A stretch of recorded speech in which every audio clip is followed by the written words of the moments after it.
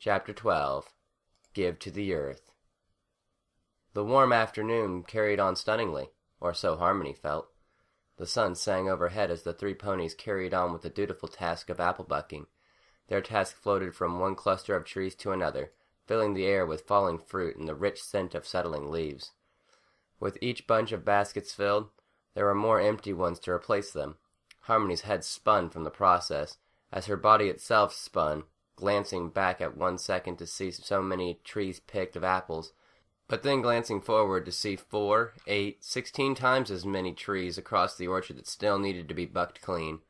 Applejack and Big Mac sweated and breathed evenly with severe ritual of the exercise.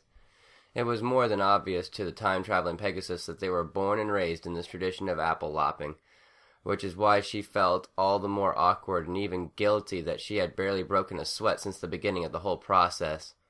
Harmony found her tap. She discovered the right force and pressure with which to kick the trees so as to make the apples fall naturally without any unforeseen consequences. This, of course, kept her preoccupied with getting as much apple bucking done as possible, for she was ever instilled with Spike's insistence that she help the apple family while she was there in the past. But with each passing glance that she gave Applejack and her crimson-coated older brother, she took into account the severity of their exhaustion. Solely for the sake of evading their suspicion, she slowed her effort of apple bucking and even sullied her own attempts in order to maintain the airs of being a novice to farm work. In reality, Harmony never expected herself to be a natural farm hoof. She chalked up her ease of apple bucking to the rather unnatural state she was in. As a projection of her soul self, she was merely a physical manifestation of her own essence from the future. She wondered briefly what would happen if she had been impaled by the pitchfork when Applejack first met her. Would she even bleed? More to the point, would it even hurt? The past was a place of color, of warmth, of life everlasting, until the cataclysm would one day pull a rug from underneath it all. It was a struggle for the time-traveler to feel like anything but a walking blemish from beyond, casting a gray shadow on the green land through the mere miracle of some purple dragon's transcendent research. Spike undoubtedly thought that Harmony was helping the apple family by being there. The last pony could only hope to be that enthusiastic. As the day wore on and the farm ponies wore down, there Harmony stood, looking onwards, resting blissful and cool in the shade of her entropian shell. And yet in her heart of hearts she felt like a cheater. A legitimate challenge constantly hounding Harmony was the ever-throbbing need to stay within range of Applejack. The time-traveler was consistently afraid of focusing too hard on the apple trees, only to look over her shoulder and see that her anchor had trotted off towards the barn to get supplies or to take a break. And then the whole burning green world would melt hopelessly around Pegasus. If worse came to worse, what would Harmony say to convince Applejack to stay within 20 to 30 meters of her copper self? It didn't help that Applejack had been relatively hostile to her presence since the first moment Harmony arrived from the future. So much of what the Pegasus was witnessing didn't make sense to her. Harmony's memories of Applejack consisted of smiling, endearing sisterly merit with a heart of gold and a voluntary desire to defend every pony she deemed a friend. It was perhaps true that the politeness that Applejack exercised was reserved only for her loved ones, but even that Harmony doubted.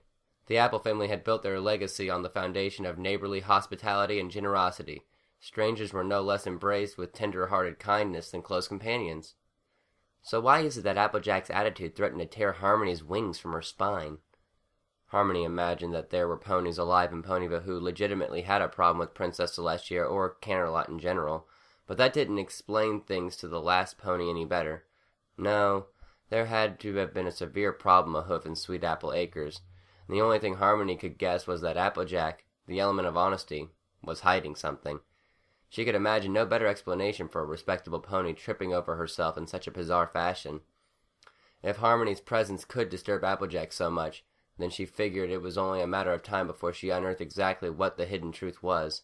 Suddenly, Spike's advice on persistence began to make sense, and as the thick afternoon of heated farm work continued, Harmony sharply observed everything around her. But instead of focusing entirely on the expressions of Applejack's and Macintosh's sweating figures, she gazed about the orchards with the expert eyes of a wasteland scavenger, taking notice of little details and bits of information that bled forth from the earth itself. It suddenly occurred to her that the apple trees weren't nearly as perfect and immaculate as Applejack had touted them as being. As a matter of fact, there were several scars on the barks, scrapes and nicks and scratches that almost looked like claw marks. What was more, Harmony noticed apples lying beside the trees that hadn't been bucked, and a good many of the fruit had burst open as if obviously bitten into. Then there were random bits of splintered wood beside the fences, shattered clumps of farm tools underneath the shade of orchards, and even more evidence of debris, all leading in a disturbed path towards a line of forested trees that bordered the extreme south side of the farmland. During the time it took Harmony to observe these things, it occurred to her that Applejack and Macintosh were acting stranger and stranger.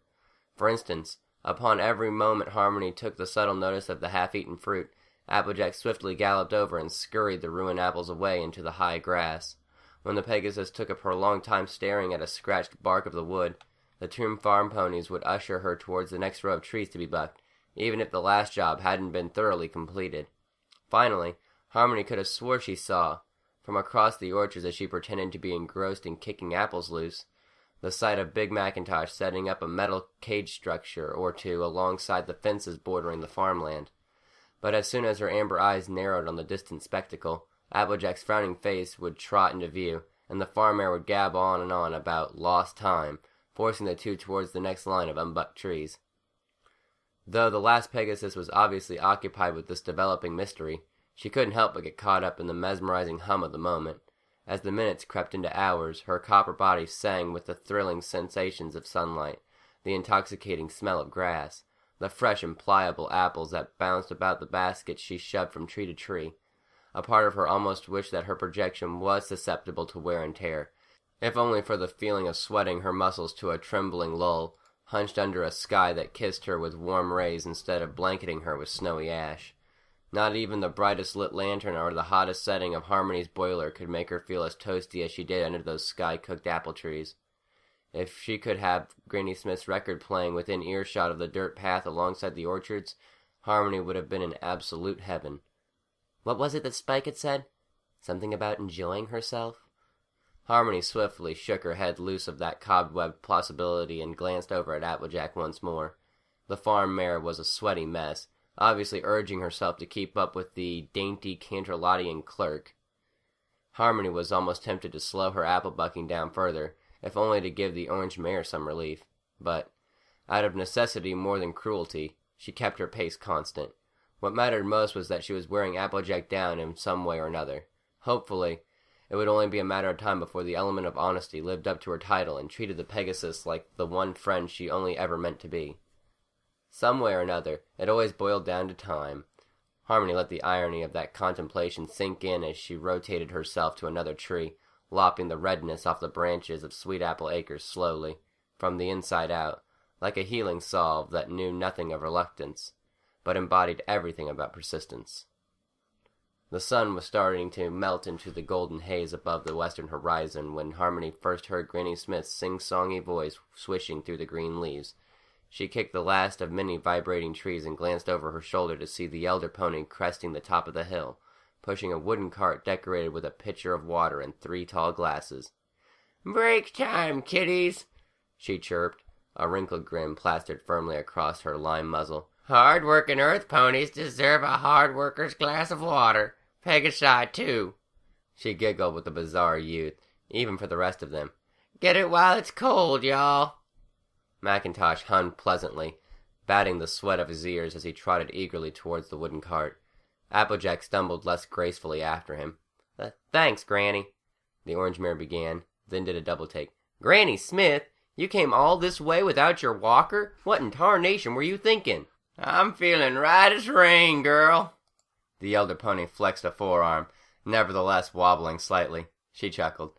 "There's just something so inspiring about watching the whole lot of you getting so much accomplished. I admit, I have my own reservations about the success of this year's apple buck season, but ever since Miss Harmony showed up, I've started having hope again. Thank you once again for coming, dearie." "Don't mention it," Harmony smiled. "I'm happy to help, and I'm sure that, when it comes time for me to write the princess, I'll only have good things to say about how diligent your grandfoals were in their attention to the farm you've so humbly helped raise." "Drag me to the woodshed," Applejack muttered with rolling eyes. "What was that, E.J.?" "Nothin', Granny. Thanks for the water." Plenty more where that came from. Granny Smith made a walk back to the farmhouse, but took a second glance at Harmony. Why, good heavens, she blinked. You hardly have a drop of sweat on you, darling. Oh, Harmony gulped and smiled nervously. It's a Pegasus thing. On the account of our feathers and all, the oil we secrete hides our perspiration. Well, I'll be... Granny Smith shook her head and chuckled as she sauntered slowly back to her distant rocking chair on jittery haunches. Even in so many years, Canterlot and Pegasus still amaze me. Y'all are like gifts from the goddess. I'll be thinking of you when I listen to my Stallionavarius. Harmony breathed easier as she watched the elder pony trot gently away. She had been called many things in life. Last pony by the dirigible dogs, loyal customer by Bruce, glue stick by the MODD patrons. The irony poisoned her as much as it tickled her, that it would take a 25-year backflip through time for any living thing to call her a gift. The last pony would have felt special, if only this was her brown and weathered body bearing the warmth of this notion, not some copper chronological carpet flimsily enshrouding her. You're still a rotten fibber, Applejack muttered between heavy gulps of water. The stark, loveless honesty of the accusation carried a stale gray taste. Like mushroom stew in the lonely sway of the Harmony, the time-traveler glanced her way. I beg your pardon? Applejack sipped the water heartily, swallowed, and exhaled. 2 of my best friends happen to be Pegasi, and I've seen enough drops of sweat between the 2 of them to fill the eastern seaboard. She squinted in a trademark suspicion. Just how come you ain't fazed none by all them apple trees you've hit so hard? Well, you know, I do what you do. Harmony shrugged her shoulders and chuckled. I drink lots of water. Her vision dripped aside and ricocheted off the chiseled muscles of Big Mac standing across the wooden cart from her, his sweat-stained crimson coat glistening over every veiny contour of his broad shoulders as he eagerly drank from the cup. Ahem. Lots of cold, freezing cold water. Harmony clamped her hoof around the entire pitcher, doused her neck, tossed her black mane back, and exhaled loudly. Yeah. That refreshing enough for y'all? Applejack bitterly smirked. Harmony instinctually wanted to explain that it tasted a great deal better than recycled urine. Oh yes, absolutely. Thank you very much for, the cold water. Applejack took the last few sips herself, placed her glass down, and sauntered around the cart towards her. So humor me, Miss Harmony. What exactly have you gotten from this whole bucking afternoon that is going to make your job for the princess worth all the messing around with our farm in the first place? Well, Harmony gulped and rummaged through the dirty alleyways of her synapses. You and Macintosh have to cover so much acreage, yet the 2 of you alone make more progress in less time than an entire, commune of Canterlotian sharecroppers. That's because the most Canterlotian farmers ever worried about is potted petunias. Well, okay, you got me there. Harmony cleared her throat and smiled hopefully. But still, you 2 are like a well-oiled machine. A machine that feels, of course. I was almost scared that I would be slowing you down for a moment there when I joined in. Well, to be perfectly frank, no, you haven't slowed us down at all. Harmony exhaled joyfully. See? Was there really such a need to give me the 3rd degree when I offered my assistance in the first place? But that still doesn't mean you have any business prancing about our lands. You said it yourself. Big Mac and I are like a well-oiled machine. And though I can't pretend to know half as much about mechanical engineering as Unicorn and Pegasi, I reckon your words should speak for the whole Sweet Apple Acres. We're meeting the schedule of Applebuck season just fine and dandy. Now, about that, Harmony glanced sideways at the Earth Pony. Applebuck season normally happens later in the year, doesn't it? Actually, Applebuck season stretches from spring into early fall, Applejack explained, trotting over and studying a few baskets full of apples. The actual harvesting is relative from farm to farm, as contractually arranged between producers and clients. Really? In that case, when are you and Big Mac contracted to finish harvesting all these apples, Miss Applejack? The farm mare's features sagged. She stared down pitifully into the basket full of apples, murmuring something underneath her breath. What was that? Harmony leaned in, curious. Applejack gave a furious sigh. She glared up at Harmony with a shake of her hat. In 2 days. In 2 days? Harmony's amber eyes nearly bugged out. Shh! Hush, will you? Miss Applejack. Harmony nearly pratfalled as she rebounded from the blow of the information. Well-oiled machine or not, the two of you have poured your hearts over the eastern fields all afternoon, with my help to boot, and still not even half of this side of the acres has been harvested. She took a deep breath, her wings fluttering in and out to assist her lungs in recovery. How in Celestia's sparkling Maine do you expect to finish gathering the rest of these apples in 2 days? No, a day and a half at this rate. Applejack frowned back at her. It's not like I didn't make it clear that we had no time to waste with y'all first dropped in on us. I don't see how I could have had any impact on this situation whatsoever. It's just, if Princess Celestia knew this was the case, she would have sent a frickin' squadron of Pegasi. I may be a fibber in your book, but even the both of us know that's true. Thanks for making my case for me. Applejack growled and leaned against a tree, fanning her forlorn self with a hat. The last thing I wanted was for any pony to make a huge fuss about this, but I assure you, she looked up with a burning emerald gaze, me and my brother will get this job done. How, if I may ask? Harmony gawked as she paced around the earth pony. I've, studied up on Ponyvillian history. You aren't adverse to requesting the help of your friends, Miss Applejack. Why is this situation any different? I mean, it's not like your brother is injured this year. Surely history would teach you that. This has nothing to do about history. It's tradition. It's about land. Harmony made a face. Land? She blinked confusedly at the pony. Sorry for sounding like a dense piece of wood, but what does that have to do with anything? Pfft, everything! Applejack gestured towards the wide expanse of red-glinted orchards. It's always about the land. What it yields is equal to what a pony puts into it. It's more than just karma. It's treating the land responsibly and taking into account everything you contributed to the trees even long before the harvest comes. And this is something you guys can only do alone? Harmony squinted. Where's the logic in that? Logic, logic, logic. Applejack rubbed her head beneath her brown hat and muttered. Dang you one-track-minded Canterlottians. She paused, glanced up at the tree, and then over at Harmony. She put her hat back on and approached the tree. Miss Harmony, Sugar Cube, I want you to do something for me. Anything, Harmony nodded emphatically. Applejack reached her snout up towards a low-hanging branch and snapped an apple loose from its stem. She caught it in her tail, juggled it over her rump, and elbowed it expertly in midair so that it flew and landed in the Pegasus's jittery grasp. Take a bite out of that if you would. Harmony raised an eyebrow. Not that I'm against the idea of generous refreshment, but what for?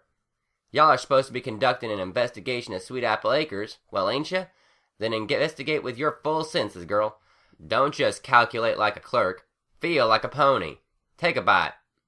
Harmony stared at Applejack long and hard, but under her stubborn gaze, she naturally relented. It wasn't until her teeth were halfway through piercing the soft skin of the apple that the last pony finally took into account what exactly she was doing. The next moment she knew it. She was being overwhelmed by a deluge of taste that nearly made her stagger from sheer shock. Years of subsisting off mushroom stew, reclaimed water, and bland wasteland meats hadn't prepared her for this. Taste buds that had been long retired in the back of her mouth exploded to life, throttling her brain back to the days when a pink-haired foal shared cookies, cupcakes, and soda with two other blank flanks under a pink-roofed sugar cube corner. With a fluttering of eyelashes, she was brought back to the hay-strewn loft of an abandoned barn in the middle of the forest, experiencing the week's first leap of euphoria under a starry night sky. It was a sparkling sensation, the joy of filling a starved stomach. It was a shimmering expectation of living for another scooter-gliding day in Ponyville, of sharing the earth with so many colorful and friendly ponies, of pretending so much to be something that was loved that the little foal almost believed it was true. Well, does it match your royal seal of approval? Some strange voice drawled from beyond the neither. It's absolutely the best thing I've ever tasted. Harmony's voice came in a bizarre whimper. She felt the moist apple bits sliding down her esophagus, warming her stomach like an inside-out hug. A breath left her nostrils, and it was several seconds before she realized that Applejack was staring at her. With a strange sensation alighting her cheek, the Pegasus realized why. Harmony rubbed the left side of her face dry before uttering in a forced composure, Most acceptable. It's fresh, it's delicious, undeniably healthy. Celestia would be pleased. There's a reason why it tastes so magnificent, Applejack said, strolling from tree to tree as Harmony watched her, apple in hoof. The apple family has been working these here orchards for generations. As a matter of fact, we colonized here barely a decade after Fosmare's caravan first arrived in the great Equestrian Valley. What we've put into the trees is more than just hard work. It's tradition. It's heart. All of our lives we've poured into this here land. It's what we breathe for, dream for, and aspire to do, and nothing else. If that wasn't the case, a single cutie mark would have broken the line of the dedicated Apple family members centuries ago. And in all that time, no pony has branched off, not even one. She took a deep breath, spun with a twirling of blonde threads, and gazed at Harmony with a sweet face that rivaled the rich fruit still lacing the Pegasus's twitching taste buds. My pa had a saying, something that was hoofed down to him from his papa, and his papa's papa before him. Applejack trotted gently towards Harmony and quoted, "Give to the earth, and the earth gives back." She breathed in the air of the land and exhaled. This has been our family's motto for generations. It's in our blood. I don't rightfully expect you to understand the importance of it, what with you being a Pegasus and all, but that's fine. But you have to trust me when I tell you it means everything to an earth pony. We don't mind sharing our produce. We don't mind dusting off our doorstep for visitors. But when it comes to treating our land right and making do with what the land gives us back, it is our business and no pony else's. We're responsible for giving to the earth, and we're accountable for what the earth returns. And when the time comes that our labors are finished and there's no more breath in our bodies, we return ourselves to the earth, as it gives us everything for us to live off of to begin with. "That's very noble, Miss Applejack," Harmony gently replied. "But if you respect the earth so much, then you'll know this land will mean nothing if something horrible was to happen that would cause you to lose claim to it." She motioned towards the rows upon rows of unbucked trees. "So maybe you and Mackintosh try to do all this alone, and maybe, Celestia forbid, you fail to get the applebuck harvest done in 2 days' time. I'm not sure what the immediate repercussions will be exactly, but I can certainly imagine it won't bode well for your farm, or any harvest you attempt in the future, if word gets around Equestria that you can't deliver on time. And why? Because you refused help that was given at the most opportune time?" Applejack sighed, hanging her head. "Ain't nothing to it." "Why? Could you at least explain to me why?" "Yeah, Big Mac and I had a contract with our clients." Applejack gazed up at her. "But first and foremost, we made a contract with the earth. There are mistakes have been made. We've got to own up to it. No pony else." "Mistakes?" Harmony made a face. "Is that why you started apple bucking so early? You're trying to make up for something that happened with the orchards that you feel responsible for?" She glanced briefly over Applejack's shoulder. Along a distant crest of a hill, she once again caught sight of a glinting metal cage, intended to be hidden alongside the wooden fences of the acres. "Miss Applejack, I'll buy that working the land has its own style of karma, but there's some things that even the earth itself can't take into account." She gulped and murmured in a low voice, "Cataclysmic things. In the end, all that matters is that we answer to the land. The Apple family." Applejack trotted with a sudden briskness towards the opposite row of trees. "To drag any pony else in, especially from Canterlot, is just muddying the issue. Now come on, if y'all ain't finished with your hooves-on investigation, there's still plenty of apple trees to buck. After all, the afternoon isn't dead until it's dead." Harmony gazed after her, all her pent-up frustration crumbling suddenly under a cascade of confusion and sympathy. Helpless, she regarded the fruit in her hoof, and took another bite. It somehow tasted less sweet, but she knew better. "Nothing ever dies enough," she mumbled with a mouthful, then trotted off to join the rest of the day's work.